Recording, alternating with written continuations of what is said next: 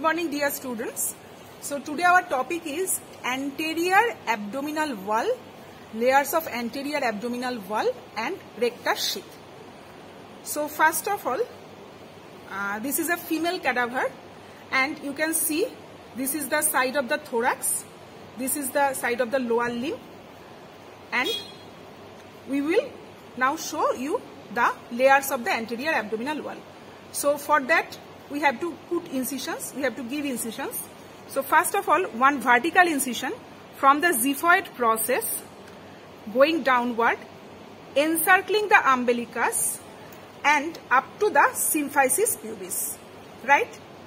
Second incision, that is an oblique incision or transverse incision along the lower margin of the costal arch and going up to the mid-axillary line.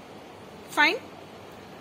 And third incision, as in this cadaver, already we have dissected the lower limb, so we have given here one incision that is parallel to the inguinal ligament. So from the midline to the anterior superior iliac spine. So we have given these three incisions. Now the skin flaps reflected laterally. Along the line of skin incision, we have given incision for the superficial fascia. Now superficial fascia, you can see here, this layer is the superficial fascia. You know superficial fascia of abdomen consists of two layers. One is fibrous layer, that is fascia of Camper, and the another one is the membranous layer, that is fascia of Scarpa. Now fascia of Camper and fascia of Scarpa are blending with each other above the anterior superior iliac spine to make a single layer. But below anterior superior iliac spine, the two layers are separated from each other and we can identify them separately. So you can see here, this is the fatty layer, that is the fascia of Camper, and this one is the fascia of Scarpa. This layer is the fascia of Scarpa. Okay. So this is the fatty layer, and this layer, membranous layer, that is the fascia of Scarpa. So two layers. Next, we are going to the muscle plane. So we know there are three flat muscles of the abdomen. So the flat muscles are external oblique and its aponeurosis, internal oblique and its aponeurosis, and transversus abdominis muscle and its aponeurosis. So first muscle, that is the external oblique muscle. You can see here this muscle layer along with its aponeurosis. This is the external oblique muscle. So it is muscular in the posterior part and the upper part, and the fiber direction is downward and medially. But it is becoming aponeurotic, that is the white glistening structure, when it is going towards the midline and towards the lower end. Okay, and the lower upturned, this thick border of the external oblique aponeurosis, this is nothing but the inguinal ligament. So here we will get the lower thickened border of the external oblique aponeurosis, which is inguinal ligament and extends from anterior superior iliac spine to pubic tubercle. So this layer, you can see here, this layer is the external oblique muscle and its aponeurosis. Now come to this side. So when we are reflecting this external oblique muscle and its aponeurosis, just beneath that we are getting the another flat muscle, internal oblique muscle and its aponeurosis. Now you see the fiber direction of the internal oblique. The direction is just opposite the external oblique, that is upward and medially. So here the direction is upward and medially. This is the internal oblique, and it is also becoming aponeurotic on coming to the lateral border of the rectus abdominis muscle, which is known as the linea semilunaris. Now we are reflecting internal oblique muscle. So here you can see the another flat muscle, that is the transversus abdominis, and you see the fiber directions, they are transversely disposed. So transversus abdominis muscle and its aponeurosis. So these are the three flat muscles of the abdomen. Now beneath the transversus abdominis we will get another layer. So this layer is this transparent glistening layer. This is the fascia transversalis. This is the fascia transversalis, right?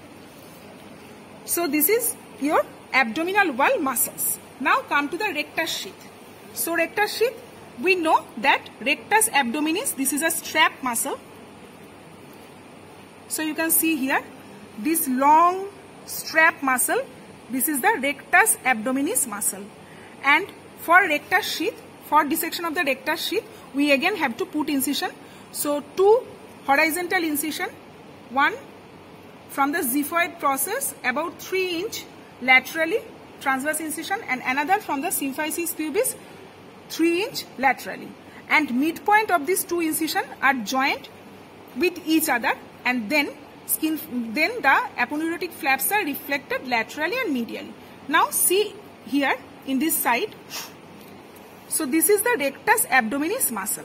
Rectus abdominis muscle, it is coming from down. It is originating from the symphysis pubis and pubic tubercle. This muscle, it is going upward to be inserted into the 5th, 6th, 7th costal cartilage and the xiphoid process. So this is one-sided rectus abdominis muscle. We have 2 rectus abdominis muscle on both sides of the linea alba. This is the linea alba or the midline where the aponeurosis of the 3 flat muscles are decussating with each other. Now, so this is the rectus abdominis muscle.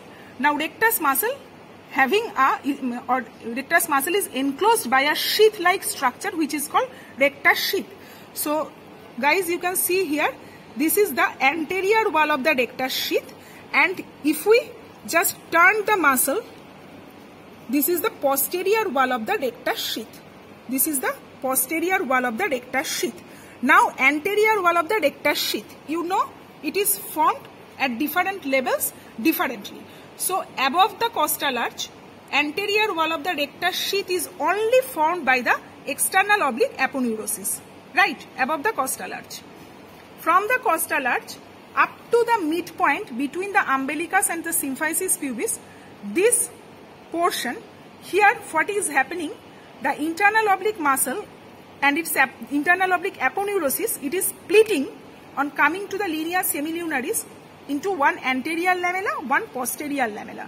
So anterior wall of the rectus sheath between this portion is formed by 1.5 aponeurosis, that is whole of the external oblique aponeurosis and anterior lamella of the internal oblique aponeurosis. Now below this midpoint between the umbilicus and the symphysis pubis, this part here, all the 3 flat muscle and its aponeurosis, they are coming in front of the rectus sheath. So here you can see here the aponeurosis is thickest. It is thickest because it is formed by the external oblique, the internal oblique and transversus abdominis. So all the 3 aponeuroses are coming in front of the rectus muscle to form the anterior wall of the rectus sheath. Now posterior wall, how it is formed? Above the costal arch, the posterior wall is deficient. From the costal arch up to the midpoint between umbilicus and symphysis pubis, here posterior wall is again formed by the 1.5 aponeurosis, that is internal oblique, half part or posterior lamella of the internal oblique and transversus abdominis. And then below this point here only fascia transversalis, you can see here this transparent glistening layer, this is the fascia transversalis.